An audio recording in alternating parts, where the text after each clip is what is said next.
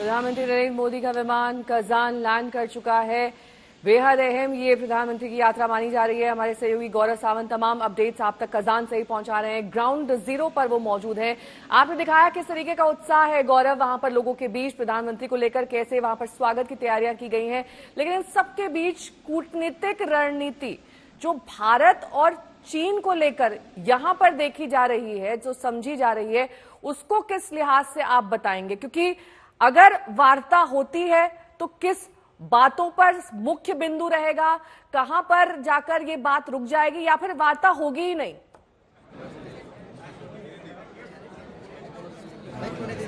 देखिए, जो मेरे सूत्र बता रहे हैं वो ये कह रहे हैं कि अगर शेड्यूलिंग दोनों ही देशों की इजाजत देती है तो इच्छा दोनों ही देशों की है बातचीत करने के लिए। फिर अंत में बातचीत होती है या नहीं, इस समय ये सस्पेंस पूरी तरह से बना हुआ है। लेकिन जो सबसे बड़ा प्रश्न ये है, भारत और चीन, अगर आप प्रधानमंत्री नरेंद्र मोदी का कार्यकाल ही देखें, जब से गुजरात के मुख्यमंत्री रहे, उन्होंने निरंतर प्रयास यही किया कि चीन के साथ आर्थिक संबंध भारत के बढ़े या उस समय गुजरात राज्य के बने और ज्यादा बढ़े। उनकी तरफ से कोशिश हमेशा से यही रही है। जब वो प्रधानमंत्री बने तब उन्होंने चीन के राष्ट्रपति शी जिनपिंग को भारत आमंत्रित किया। आपको अहमदाबाद की वो तस्वीरें याद भी होंगी, जिसको हम लोग रिपोर्ट भी कर रहे थे ग्राउंड जीरो से, जब साबरमती नदी के तट पर उन्होंने झूला भी झुलाया था चीन के राष्ट्रपति को। लेकिन चीन का रवैया आप देखिए उस समय से क्या था। उस समय भी वास्तविक नियंत्रण रेखा पर चीन की सेना ने उस समय भी दखल दी थी और भारतीय सेना ने उस समय भी चीन की सेना को वहां रोका था। जो हमारे सूत्र बताते हैं, उस समय भी प्रधानमंत्री नरेंद्र मोदी ने चीन के राष्ट्रपति शी जिनपिंग से यही बात कही थी कि जो चीन कर रहा है वो सही नहीं है, उसकी वजह से रिश्तों में खटास आ सकती है। और 2014 के बाद भारत ने फिर प्रयास किया। आपको याद होगा 2017 वुहान की अगर हम बात करें या फिर डोलम की अगर हम बात करें, जब चीन की सेना ने एक बार फिर वास्तविक नियंत्रण रेखा को सिक्किम के इलाके में परिवर्तित करने की कोशिश तो नहीं की, लेकिन कुछ उनका पोस्चर ट्राई जंक्शन पर बहुत एग्रेसिव था, यानी चीन बहुत आक्रामक था। एक सड़क एक जगह बना रहा था जो भारत को ये लग रहा था हमारी सुरक्षा के लिए खतरनाक हो सकती है। तो भारत की सेना भूटान के इलाके में गई और भूटान के इलाके में जाकर उन्होंने चीन का सड़क निर्माण रुकवा दिया। और इससे चीन भी हक्का पक्का रह गया था कि भारत की हिम्मत कैसे हुई कि वो भूटान के अंदर घुसकर चीन का सड़क निर्माण रोक दे। लेकिन भारत ने कहा था कि ये हमारी देश की सुरक्षा पर बुरा असर इसका पड़ सकता है अगर ये सड़क बनती है। 70 दिनों से अधिक वो तनाव चला था, लेकिन 70 दिनों बाद क्योंकि भारत ने अपनी सेना को पूरी तरह से सरहदों पर तैनात कर दिया था, तो चीन उस समय पीछे हटा।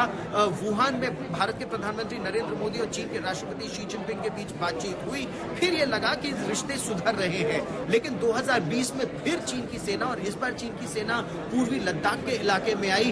अगर आप डेप्सांग से लेकर डेमचौक तक देखें तो चीन की सेना कई जगहों पर बहुत आक्रामक तरीके से आगे बढ़ी, जिसकी शुरुआत पेंगोंगसो झील के उत्तरी छोर पर फिंगर 8 से फिंगर 4 तक चीन की सेना आगे बढ़ गई थी और उनको खदेड़ने के लिए फिंगर 2 से फिंगर 4 पर भारतीय सेना के जवानों ने उनको खदेड़ा। और गलवान में तो क्लैशेस हो गए थे, जिसमें भारत के एक कमांडिंग अफसर समेत 20 सिपाहियों ने अपने प्राणों का सर्वोच्च बलिदान दिया। चीन की तरफ से बात करें तो उन्होंने एक कमांडिंग ऑफिसर समेत 5 सिपाहियों की मौत की पुष्टि की कुछ समय बाद। लेकिन यही रूस की वायर एजेंसी टास के मुताबिक चीन के 44 सिपाही उस ऑपरेशन में मारे गए थे। लेकिन उसके बाद से 2020 से 2024 तक ये तनाव चलता रहा। बीच में चीन के विदेश मंत्री ने काफी प्रयास किया कि सीमाओं पर विवाद चलता रहे लेकिन आर्थिक संबंध सुधर जाए। उन्होंने कहा कि सीमाओं के विवाद को भावी पीढ़ियों के लिए छोड़ा जा सकता है, वो सुलझा लेंगे। लेकिन भारत टस से मस नहीं हुआ। भारत अपने रुख पर कायम रहा, चाहे प्रधानमंत्री नरेंद्र मोदी हो, विदेश मंत्री डॉक्टर एस जयशंकर हो, राष्ट्रीय सुरक्षा सलाहकार अजीत डोवाल हो। चीन के साथ हर बातचीत में भारत ने बस एक चीज कही कि अगर सीमाओं पर शांति नहीं है तो आर्थिक संबंध देशों के सुधर नहीं सकते।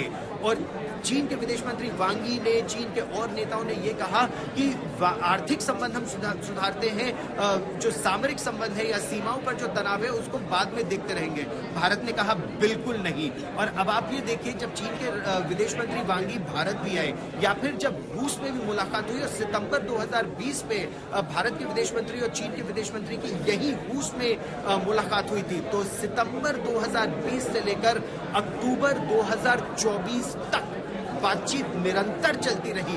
21 राउंड तो कोर कमांडर लेवल टॉक्स हुई, मिलिट्री नेगोशिएशंस हुए, सिविल नेगोशिएशंस विदेश मंत्रालय के स्तर पर जो बॉर्डर मैकेनिज्म का है उस पर बातचीत हुई। और आखिरकार चीन के बारे में कहा यह जा रहा है कि कल डिसएंगेजमेंट पूरा हो गया।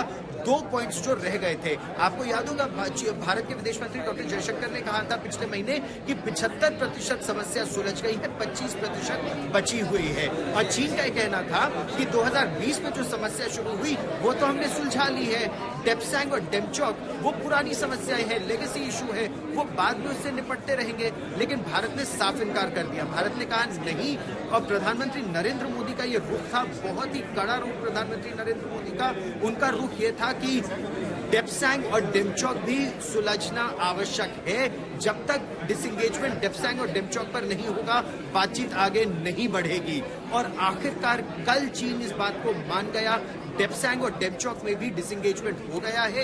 यानी दोनों सेनाएं जो बिल्कुल जैसे चीन की जो सेना थी वो भारत को रोक रही थी पेट्रोल पॉइंट तक जाने के लिए, राकी नाला का जो इलाका है या वाई जंक्शन का जो इलाका है उसको पार करके हम अपने पेट्रोल पॉइंट्स तक जाए, चीन की सेना उसे रोक रही थी। भारत की सेना चीन की सेना को रोक रही थी कि वो बुटसे तक अपने पेट्रोल पॉइंट तक ना आ सके। तो जब दोनों ही सेनाएं एक दूसरे को रोक रही थी, और यही बात दक्षिण में यानी पूर्वी लद्दाख के दक्षिणी छोर में डेमचौक में भी यही बात हो रही थी। भारत की सेना चीन को रोक रही थी, चीन की सेना भारत को रोक रही थी। अब कहा यह जा रहा है कि दोनों ही सेनाएं डिसएंगेज हो गई हैं। हम अपने पेट्रोलिंग पॉइंट्स तक जाएंगे, चीन अपने क्लेम लाइन तक आएगा, लेकिन दोबारा गलवान ना हो जाए, दोबारा तनाव ना बढ़ जाए, दोबारा सेनाएं एक दूसरे से भिड़ ना जाएं, जैसे पेंगोंगसो में भिड़ गई थी। उसके लिए नए कॉन्फिडेंस बिल्डिंग मेजर्स और नए मैकेनिज्म्स पर चर्चा होगी। और संभवतः आज यहाँ पर जो ब्रिक्स पे वार्ता शुरू होगी, जो बायलैटरल होगा अगर भारत और चीन के बीच, तो अगर वो बायलैटरल होता है उससे दिशा निर्देश भारत और चीन के राष्ट्राध्यक्ष, भारत के प्रधानमंत्री और चीन के राष्ट्रपति वो उनको दे सकते हैं कि अब उस पर वो बात सुलझ जाए। अब हम उस इलाके में आ रहे हैं जहां पर मीडिया को आने की अनुमति है। आपकी अनुमति हो तो मैं भी आ जाऊं यहाँ पर। और इन छात्र छात्राओं से भी हम यहाँ बात करेंगे, जो मेडिकल के छात्र छात्रा यहाँ पर बड़ी संख्या में है। तो अब नमस्कार दोस्तों, एक बार फिर एक अनुरोध है कि ये जो हमें कांच का, जो लोग इस हॉल में इकट्ठा हैं, उनसे ये कहना है कि जो कांच का दरवाजा हमें दिख रहा है, जैसे ही प्रधानमंत्री महोदय वहां से अंदर आएंगे हम लोग अपने उद्घोष लगाएंगे। उसके पहले वहाँ दूसरे सांस्कृतिक कार्यक्रम हैं, हमें अपने नारे नहीं लगाने हैं। हम उनके यहाँ दाखिल होते ही अपने नारे लगाएंगे। आपने क्या सुना है प्रधानमंत्री के बारे में, जो आप बहुत उत्साहित हैं उनसे मिलने के लिए? सब लोग अपने क्यों मैनेजर से पीछे हो जाइए। अच्छा, जितना पीछे हो सकते हैं हो जाइए। आइए आप आगे आइए, बताइए आप उस समय क्या बताना चाह रही थी मेरे को? मैं श्री नरेंद्र मोदी जी को एक ही चीज़ बोलना चाहूँगी, वी लव यू, हम आपसे प्यार करते हैं। मैं उछिंदी विश्वास और मेरे लैंग्वेज में आमी तोरे बहुत प्यार। और आप लोगों में से बहुतों के हाथ में तिरंगे हैं। वजह क्या है? अपने इन झंडों को फहराना बिल्कुल न भूलिएगा। नारों के साथ झंडे लहराने चाहिए आपके सरों के ऊपर, ऊंचा, बहुत ऊंचा लहराए तिरंगा। यही बात मैं आपसे जानना चाहता था, क्योंकि जो जितने छात्र छात्राओं से मैं बात कर रहा हूँ, एक तरह से देखा जाए तो आप लोग हमारे देश की भावी पीढ़ी है। तो ये जो पीढ़ी है इसने तो 2014 के चुनाव में, 2019 के चुनाव में, 2024 के चुनाव में, 3 चुनावों में नरेंद्र मोदी की सरकार बनवाई है। आप अगली पीढ़ी है, तो भावी पीढ़ी को ऐसा क्या नजर आता है उनमें, जो आप लोग इतनी बड़ी संख्या में यहाँ इकट्ठा हुए हैं? पहले तो हमें बहुत एक्साइटमेंट है उनके आने का, और हम we look up to him कि एक्चुअली इंडिया में अभी डॉक्टर्स की हालत काफ़ी ख़राब है। एंड मुझे सुनने में आता है कि जो डॉक्टर्स MMG देते हैं, जो नीट PG दे रहे हैं, उनके लिए काफ़ी पॉलिसी सही नहीं है, उनके एग्ज़ाम्स प्रीपोन जो है पोस्टपोन हो रहे हैं। तो मैं उसके लिए कहना चाहूँगी कि वो डॉक्टर के लिए जो फॉरेन मेडिकल ग्रेजुएट्स हैं उनके लिए सही पॉलिसीज़ बनाएं, ताकि हम अपने फ्यूचर के सिक्योर रखें। क्या ये आप सबकी मांग यही है, जितने छात्र छात्रा यहाँ पर है, जो आप यहाँ इतनी बड़ी संख्या में सब इकट्ठा हुए हैं, आप मुझे बताइए आपका उद्देश्य क्या है? अभी तो बस मोदी जी को देखना है। हम सुबह से 7 बजे से इधर आए हुए हैं और मैं अभी 6th ईयर में हूँ। लकीली इस साल मुझे मिल रहा है मोदी जी को मिलने का अवसर। I am very happy for it. जी आप इधर लोग, आपको थोड़ा निकट आना पड़ेगा। जी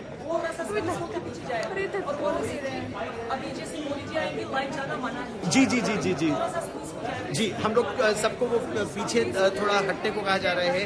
जी आप देखिए कि यहाँ जितने लोगों के खड़े होने की अनुमति थी, जितने लोगों को, उससे कहीं अधिक संख्या में यहाँ लोग इकट्ठा हुए हैं। यहाँ पे अभी फिलहाल 500 बच्चे हैं, सारे MBBS के स्टूडेंट्स हैं जो यहाँ की यूनिवर्सिटीज़ में पढ़ रहे हैं।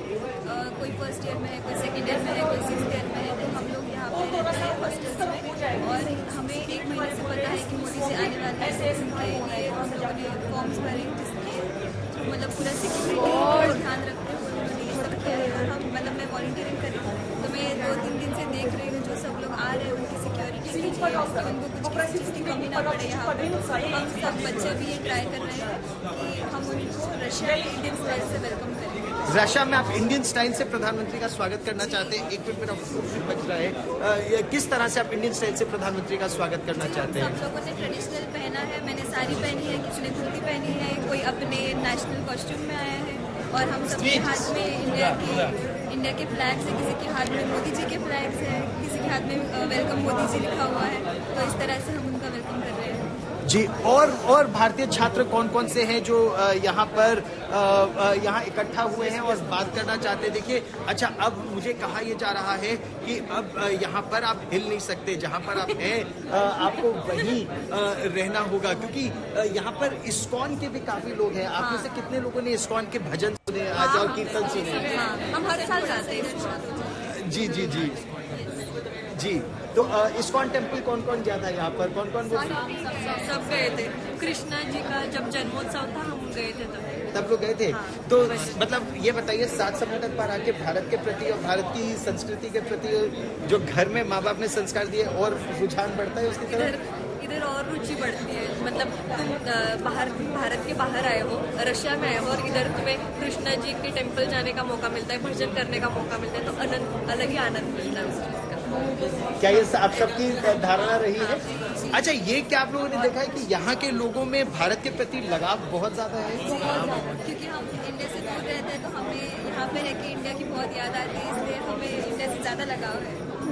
इंडिया से लगाव बढ़ जाता है, और इसकी वजह क्या? ठीक है, आप लोग आगे आ जाइए, क्योंकि वो माइक कैच करना थोड़ा मुश्किल होगा।